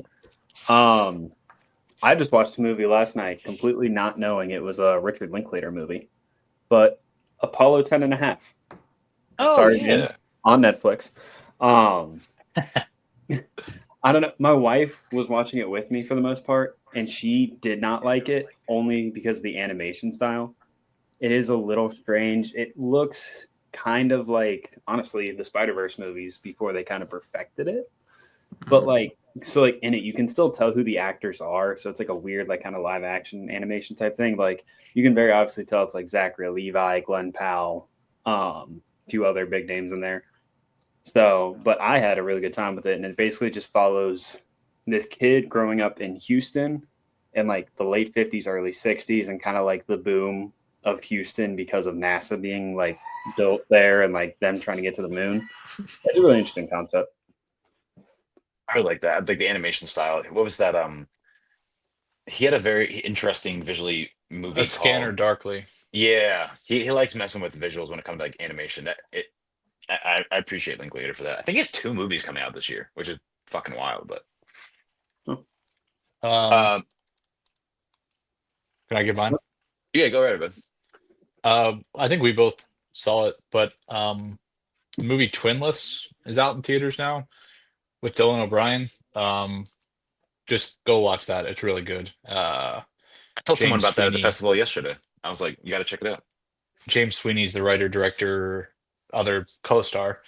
Um, I'm not really going to say much about it. It's about losing a twin, the effect that has on a person, and friendship, and it's also pretty dark, kind of like a dark thriller, black comedy sort of. So just check that out.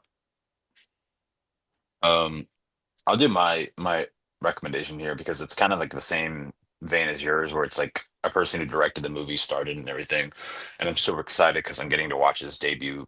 I guess it's not his debut feature, but his very much anticipated movie. But I think I texted you about it, Dan. But the Milk and Cereal movie that everyone, the found footage movie that everyone was talking about last year. I got to watch that because Curry Barker, his new movie Obsession is not premiering here, but it is going to be at the festival today, and I'm super excited to watch that. I've been hearing great things. It just got bought for like $15 million by Focus Features. I've heard it's very good. Shout out to our friend, our crazy friend Chuck. His friend, like he has people here that are closer to him than I am. Dude is a networking machine. He told me he has Curry Barker's dad's number and is like friends with him. And it's like, dude, your son's gonna be a fucking champion one day. I'm like, how the fuck did you get this director's dad's number? And how are you friends with him? Like, that was the wildest bit of lore I've heard. But yeah, look, Book of Serial is good though. Um it's intense. I think Curry Barker's the best actor in it. He plays kind of like it's basically about two YouTube pranksters, but you find that one of them's like a psychopath. It's like, They're dude, all it's just psychopaths. all the pranksters. I hate if there's a group of people I hate the most in my life, it's fucking professional pranksters. Get a job.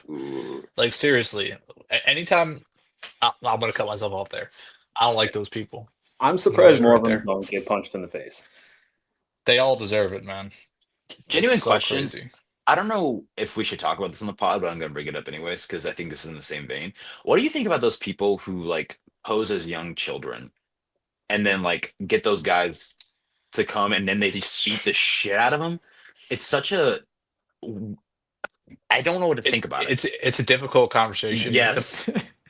It's like There's basically what people on the internet that'll like pose as a like lure people, like entrap people essentially, pretending to be a kid, set up a meeting, and then they beat the fuck out of Oh, them on like the camera. Predator yeah. guys. Yeah. Which I'm good. It's Oh, like, okay, those guys shouldn't be out there, but it's like you're just so excited to beat someone fucking to death. It's very a slippery slope of like, is this It okay or is it not? Is this actually a good thing? it Just report also him to the police. You don't have to beat the fucking shit out of them. it also just seems like a weird thing to do to like yeah, try and put I yourself guess. in the mind of a kid and talk like a kid to a grown man. Like I get what they're trying to do, big picture wise, is like get these guys off the streets and like I guess like not I guess that's a good thing to get them off, but like still it seems kind of strange from their end too. It really just The seems other like they thing want to beat the is, fuck out of someone, in my opinion.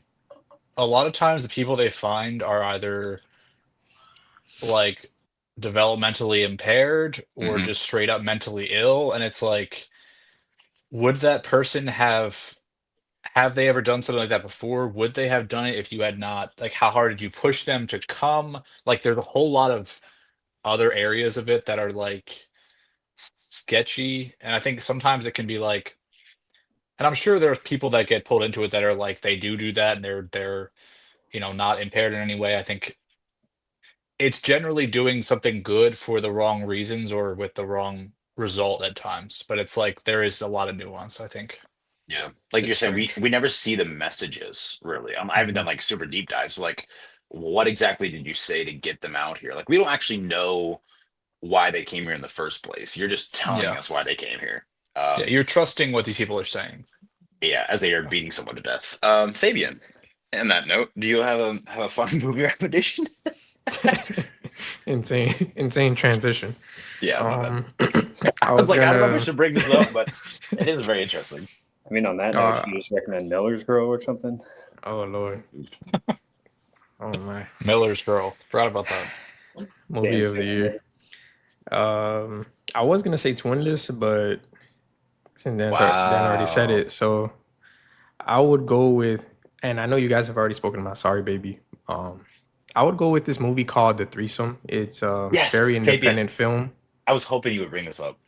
Yeah, very independent film, very timely. People are spoiling in their reviews what happens with. Don't like. I'm not even gonna say it because I really don't want to spoil it to you guys if you haven't seen it. Don't read nothing. Just watch it. Just know it's a threesome.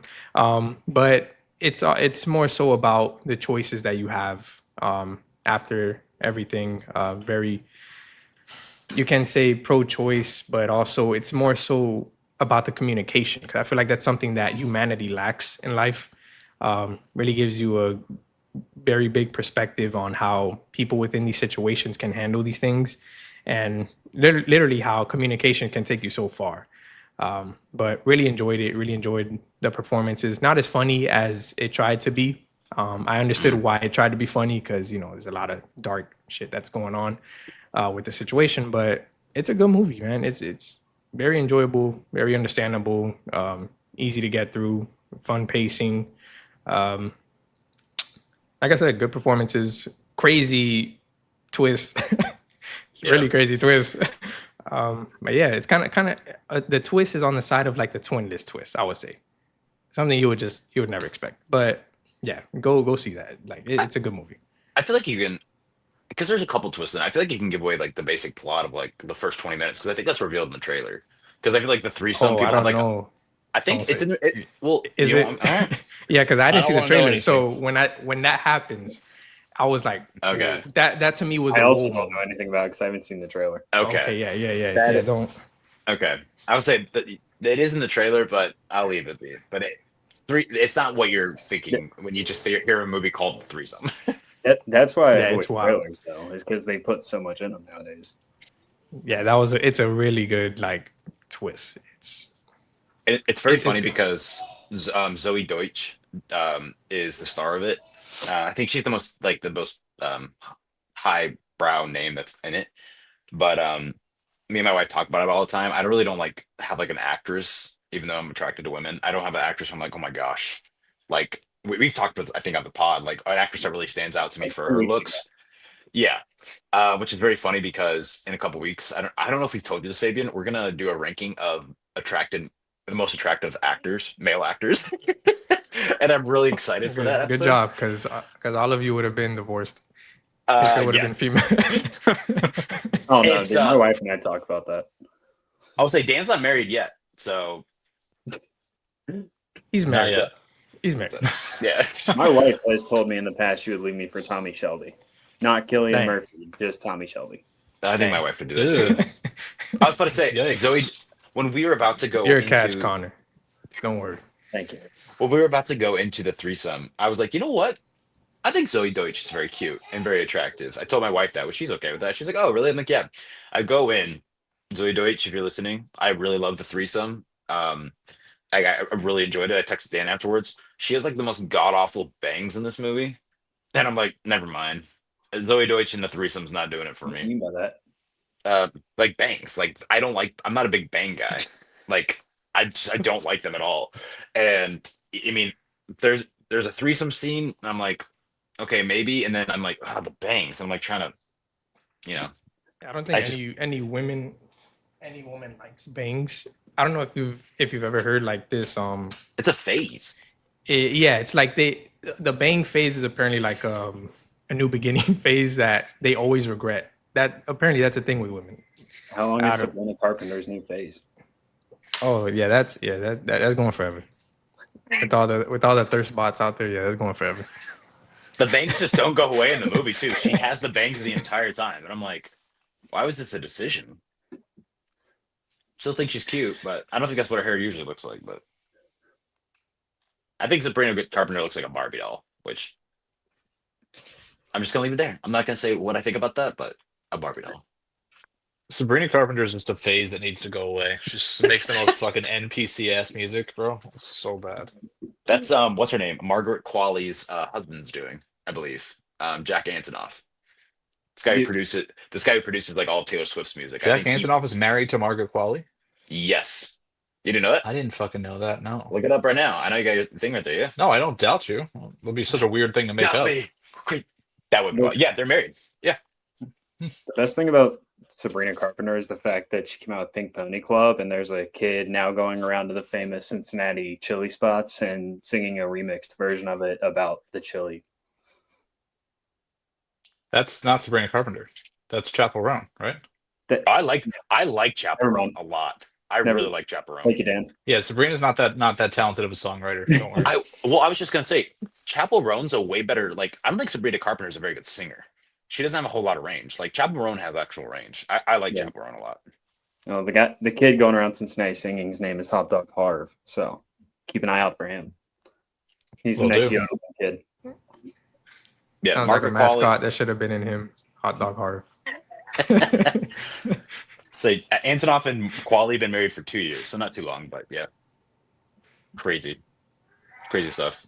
But on that note, thanks for tuning in, everybody, to Go Well Podcasting this week. Fabian, I feel like I'm a bad friend because I didn't open up with this, but plug yourself, my man. tell everyone where they could find you. Yeah, so you can find me on Spidey at TikTok, Instagram, and Letterbox. Just talking Nice. whatever movies I can see if I'm not tired. I'm exhausted, man. It's too many movies are coming out nowadays. I'm ready for another full day of Fantastic Fest. Let's go. Let's get it. Rock, do you want to close this out? Oh, are you really going to? Are you really good there? Just say like, sit on a park bench and we'll see you next week or something. Can you guys? Okay, let's see if we can hear him. But Let me know. Sit down on a park bench, go outside. wow. Peace out, everybody.